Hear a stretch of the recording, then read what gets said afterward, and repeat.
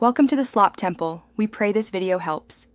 You start by opening Chrome, / extensions and enabling developer mode so you can load unpacked code. Once done, locate the extension source folder or unpack the CRX into a working directory. Make sure to copy the original folder as a backup. You'll want the manifest JSON and main.js files visible. This gives you a safe place to edit code or resources. Do this now so you can iterate quickly without reinstalling or losing settings.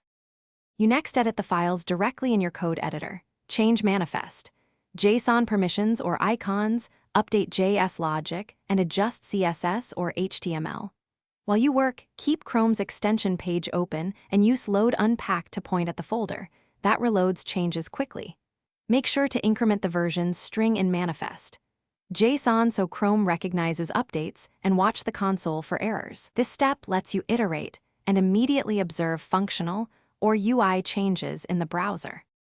You finish by running comprehensive tests, verify core features, edge cases, and behavior in incognito if applicable.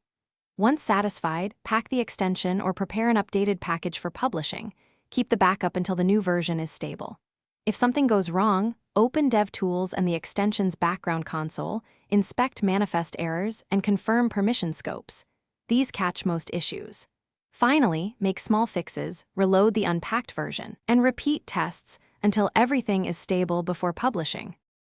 Thanks for watching. Consider subscribing if we helped you.